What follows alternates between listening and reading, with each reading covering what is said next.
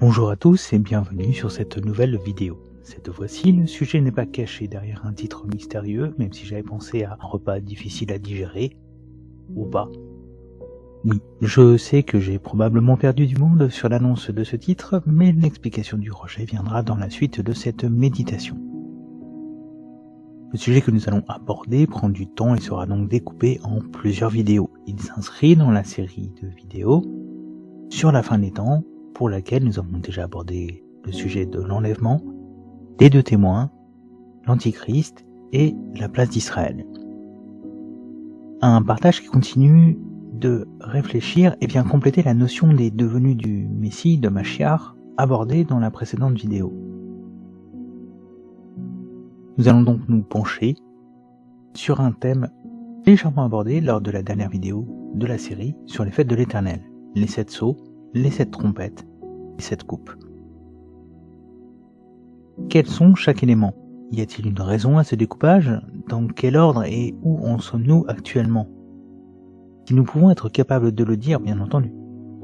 Je vous invite à ce voyage dans ce partage.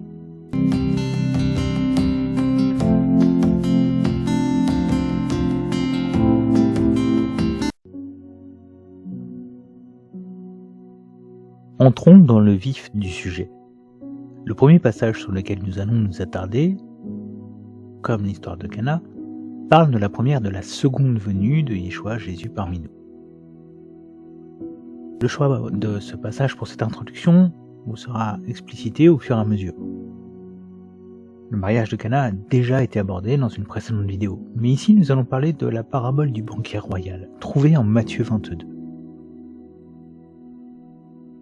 Jésus leur parla de nouveau, au moyen de paraboles. Il leur dit: Il en est du royaume des cieux comme d'un roi qui célèbre les noces de son fils. Il envoie ses serviteurs convier des invités aux noces. Mais ceux-ci refusent de venir. Alors, il envoie d'autres serviteurs pour insister de sa part auprès des invités. Portez-leur ce message: J'ai préparé mon banquet, j'ai fait tuer mes jeunes taureaux et mes plus belles bêtes, et tout est prêt. Venez donc aux noces. Mais les invités restent indifférents et s'en vont l'un à son champ, l'autre à ses affaires. Les autres s'emparent des serviteurs, les maltraitent et les tuent. Alors, le roi se met en colère. Il envoie ses troupes exterminer ses assassins et mettre le feu à leur ville.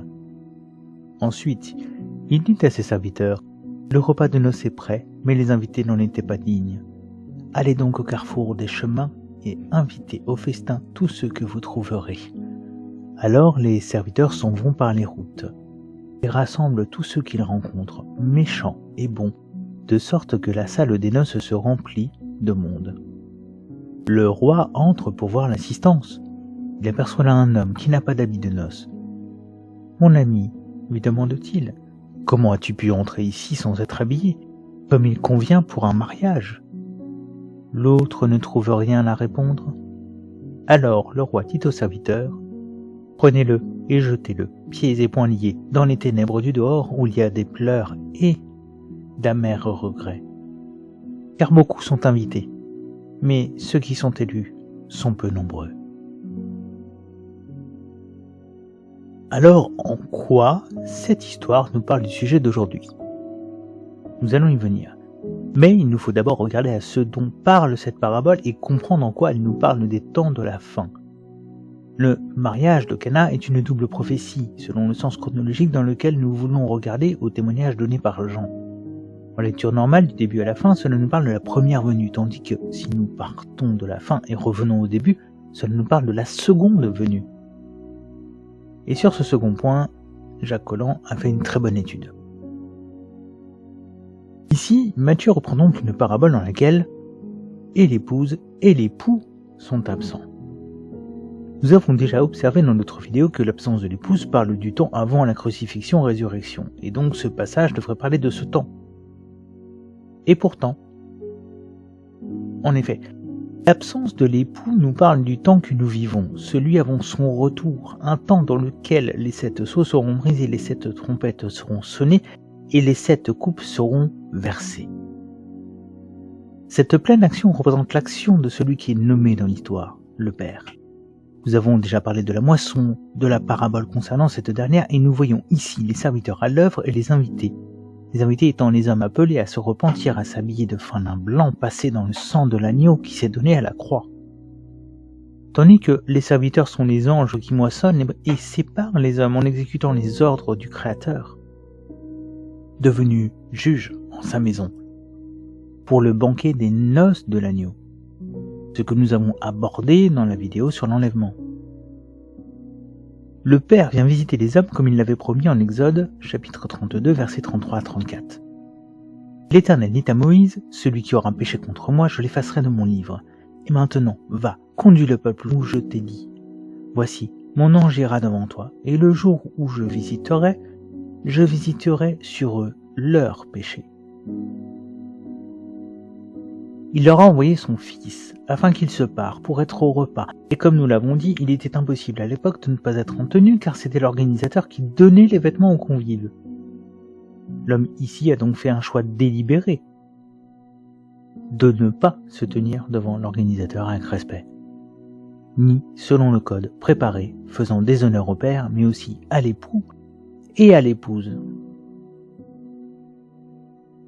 La fin de la parabole est l'application de cette visite, de ce jugement, car nous avions le choix avant de nous mettre à table.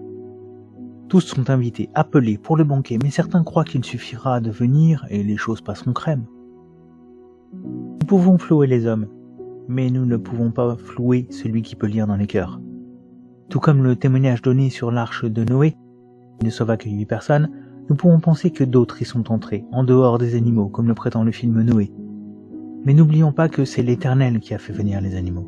C'est lui qui a fermé la porte. Et un homme aurait réussi à survivre au jugement du déluge alors qu'il n'aurait pas dû. C'est une jolie blague que nous voyons dans tant de films. Attention, l'apocalypse arrive, un héros, une équipe de héros se lève et sauve l'humanité. Désolé. Mais cela est impossible aux hommes. Et nous avons été prévenus. Parce que l'apocalypse n'est pas la destruction de ce monde, mais la révélation de son état. La révélation du projet de reconstruction de toute la création. Révélation d'un monde nouveau sans la chute. Et nous devrions vouloir que cela n'arrive pas. Nous voudrions dire à Dieu, j'ai été invité, mais je viens selon mon code à moi. Comme une certaine scène a tenté de le prétendre devant toutes les nations en 2024.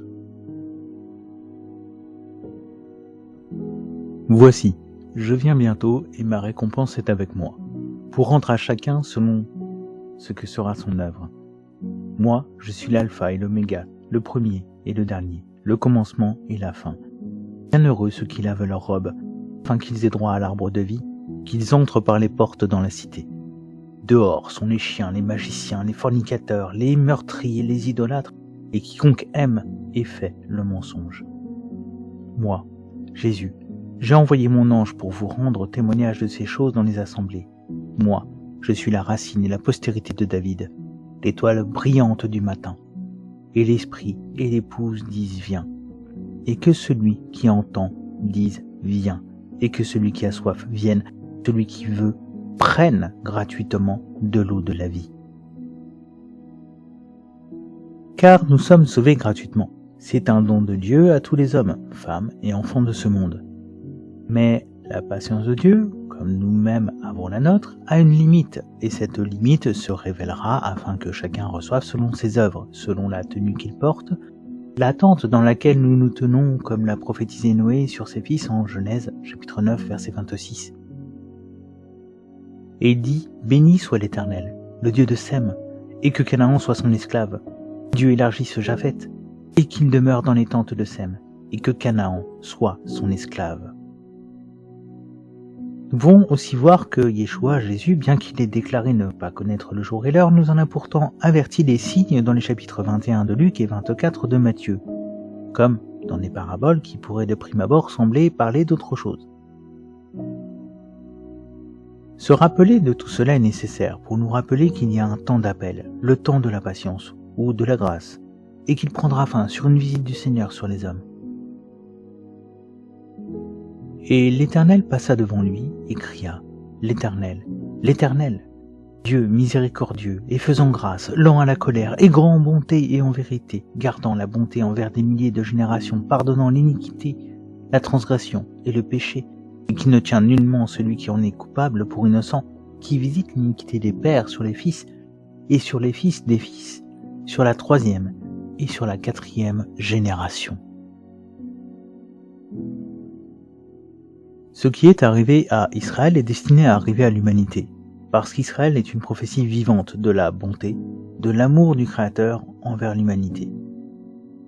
Et cette visite est le caractère même de celui qui s'est fait rédempteur pour nous, car l'Éternel a vu que nous étions faibles face au péché, face à l'esclavage de ce dernier, face à la tentation du serpent.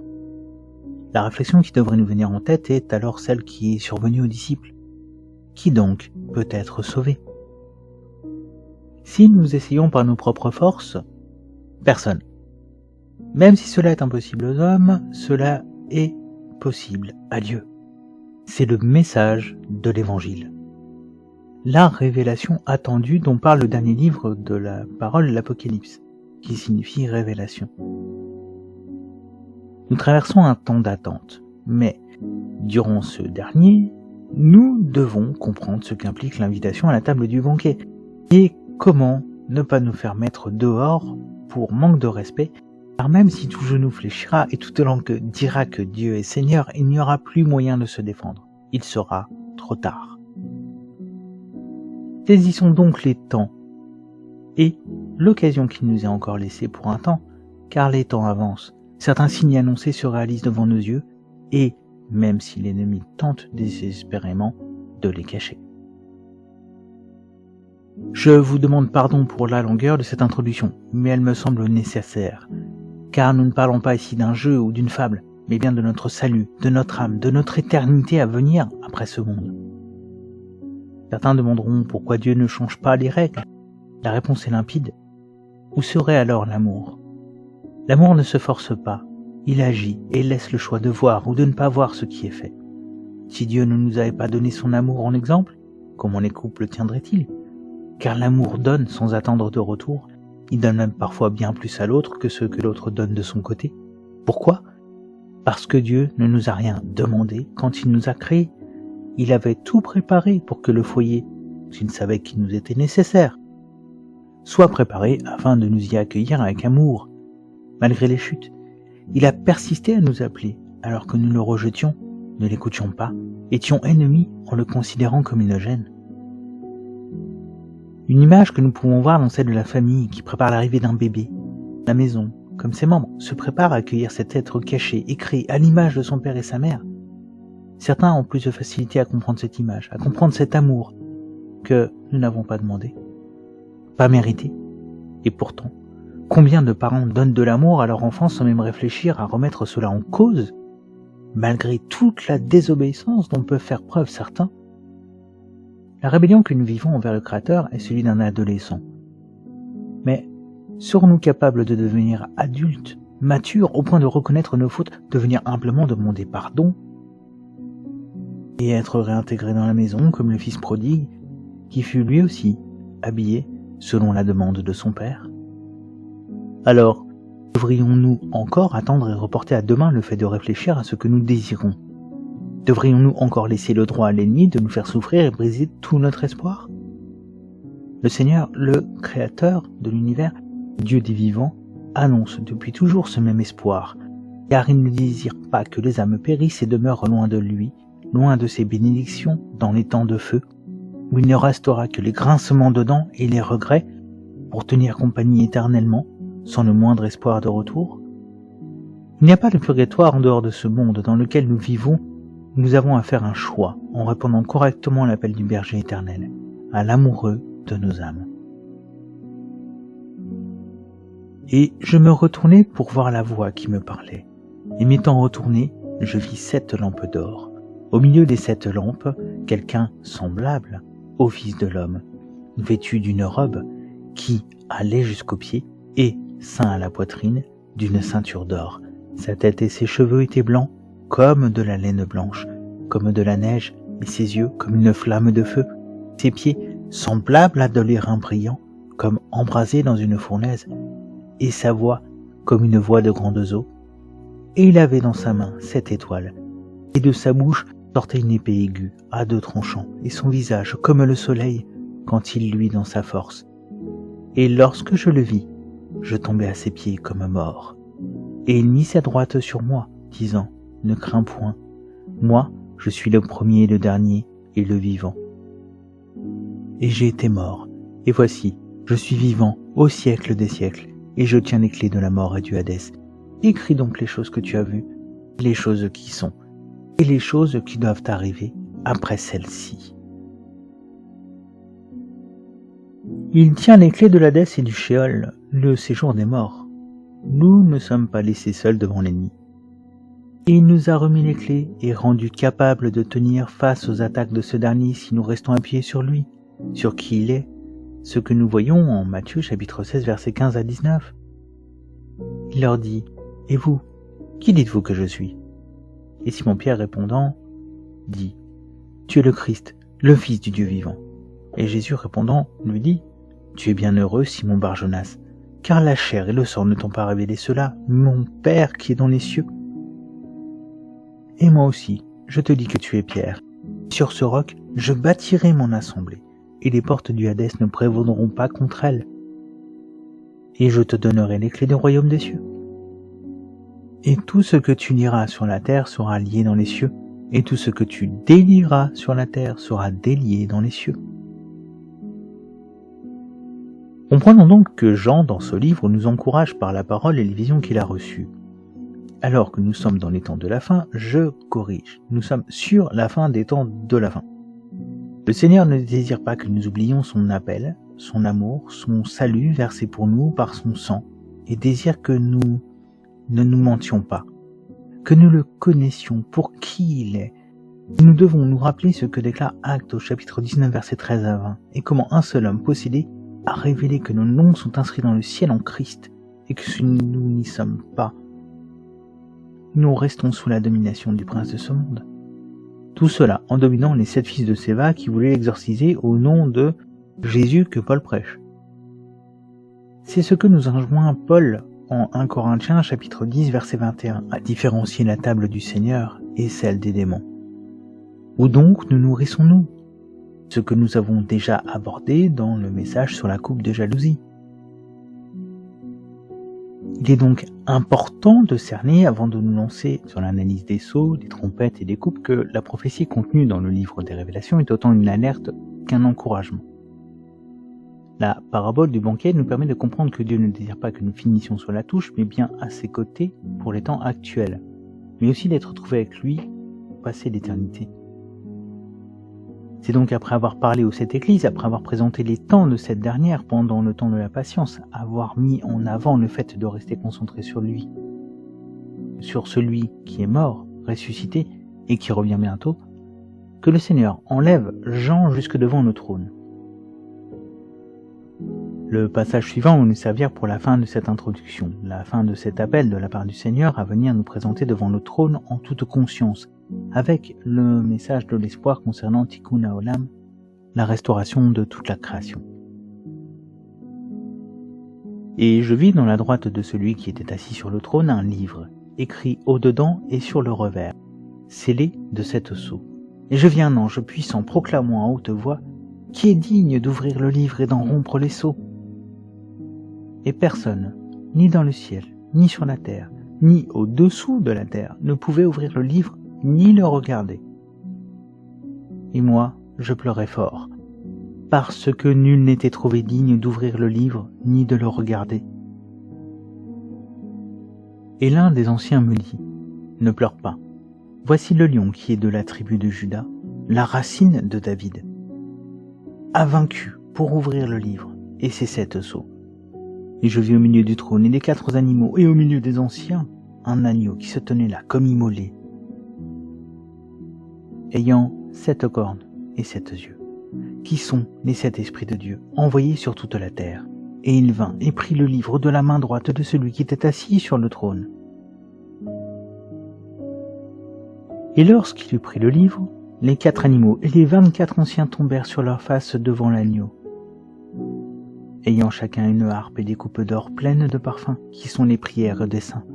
Et ils chantent un cantique nouveau, disant, « tu es digne de prendre le livre, d'en ouvrir les sceaux, car tu as été immolé, et tu as acheté pour Dieu, par ton sang, de toute tribu et langue, et peuple et nation, et tu les as fait rois et sacrificateurs pour notre Dieu.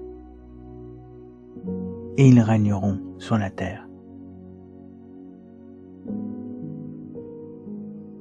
Et je vis dans la droite de celui qui était assis sur le trône un livre, écrit au-dedans, et sur le revers scellé de 7 sceaux. L'introduction du sceau est en elle-même déroutante quand nous connaissons la suite du texte. La droite est généralement utilisée pour la bénédiction, tandis que la gauche concerne le jugement. Ici, le rouleau des malédictions qui attendent le monde est tenu dans la main droite. Pourquoi ? Parce que si ces événements n'ont pas lieu, alors le salut serait encore retardé, voire pire, comme le dit Yeshua Jésus en Matthieu 24, verset 22. Et si ces jours-là n'eussent été abrégés, nulle chair n'eût été sauvée, mais à cause des élus, ces jours-là seront abrégés. Le temps, comme celui de Noé et de Sodome et Gomorrhe, est un temps où le péché est poussé à son comble. Cela signifie que la terre sera remplie de malédictions et les disciples seront comme en pleine nuit. Mais cette nuit aura une fin, car Dieu vient juger le monde en toute justice, et c'est pour cela qu'il tient en sa main droite le rouleau écrit des 2 côtés et scellé par 7 sceaux, qui ne seront décrits dans la suite. Des sceaux qui représentent sa royauté, son droit de juger. Il est donc normal que personne ne puisse ouvrir le rouleau, et personne n'en ayant acquis et ne pouvant non plus en acquérir le droit face au roi des rois. Nous pourrions essayer, mais la force nous manque. Et alors que j'en pleure sur ce fait, une bonne nouvelle nous est encore apportée. Et l'un des anciens me dit, « Ne pleure pas, voici le lion qui est de la tribu de Juda, la racine de David, a vaincu pour ouvrir le livre et ses 7 sceaux. » Il a vaincu pour ouvrir le livre et ses 7 sceaux. Si ce livre reste fermé après, la mort gagne, alors la chute continuera de dégrader et détruire lentement notre univers, notre terre, nos relations. Je comprends mieux les larmes de Jean à cet instant, alors que le rouleau est dans la main de l'agneau immolé. Que ne devrions-nous pas vouloir que le livre soit décellé, déroulé, et que se déroulent les jugements attendus, que la délivrance et la restauration puissent enfin s'opérer. Notons ici que l'agneau est appelé par son titre Lion de Juda, racine de David. Il faut d'abord être roi pour ouvrir le livre. L'agneau qui a vaincu le monde est aussi un lion, ayant l'accès au trône de David son père, comme l'ange le rappela à Marie. Et je vis au milieu du trône et des 4 animaux, et au milieu des anciens un agneau qui se tenait là comme immolé, ayant 7 cornes et 7 yeux, qui sont les 7 esprits de Dieu envoyés sur toute la terre. Plus je vois les images utilisées par l'Éternel pour se présenter, plus je trouve cela merveilleux et effrayant. Comme le dit la parole, d'être dans la main de l'Éternel. L'agneau immolé a 7 cornes et 7 yeux, une image qui nous dépasse pleinement et qui démontre que ce qui est spirituel n'a aucune mesure avec ce qui est physique. C'est pourquoi j'ai toujours eu du mal à comprendre pourquoi les gens veulent définir en termes physiques ce qui est esprit. Revenons sur la fin de ce passage. Et lorsqu'il eut pris le livre, les 4 animaux et les 24 anciens tombèrent sur leurs faces devant l'agneau, ayant chacun une harpe et des coupes d'or pleines de parfums qui sont les prières des saints. Et ils chantent un cantique nouveau, disant « Tu es digne de prendre le livre et d'en ouvrir les sceaux, car tu as été immolé et tu as acheté pour Dieu par ton sang de toute tribu et langue et peuple et nation, et tu les as fait rois et sacrificateurs pour notre Dieu, et ils régneront sur la terre. » Un cantique qui nous rappelle la bonne nouvelle, la gloire du Seigneur, le seul digne d'ouvrir ce rouleau scellé et de le prendre. Cela devrait nous rappeler que Yeshua Jésus est 100% homme et 100% Dieu, notre Créateur et notre Rédempteur. Nous terminons cette vidéo d'introduction et nous concentrerons la prochaine fois sur les 7 sceaux, les 7 trompettes et les 7 coupes. Remarquons un point léger que j'avais trouvé dans les premiers temps de ma rencontre avec le Seigneur. L'histoire termine sur une invitation à un repas. comme dans un certain village dont les membres résistent encore et toujours à l'envahisseur et achèvent toujours leur voyage par un repas avec tous les membres du village. Certains pourraient se demander alors pourquoi l'obsession d'Obélix pour les sangliers, mais je vous laisse réfléchir à ce que cela nous enseigne sur la fidélité, la persévérance et le fait de respecter cette forme de cache-route, régime, qu'Obélix semble suivre.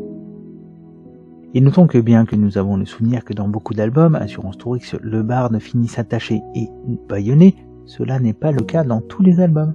Et de rares fois, c'est le forgeron et ou le poissonnier, voire même tout le monde est invité au repas.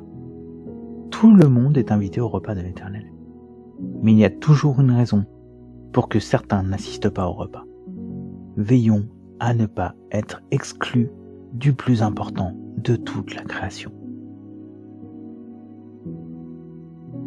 Je vous donne rendez-vous lors de la prochaine vidéo. D'ici là, n'hésitez pas à vous abonner, à laisser un commentaire ou à visiter le site internet pour lire d'anciens partages ou télécharger les livres mis à disposition gratuitement. Que l'Éternel vous bénisse et vous garde.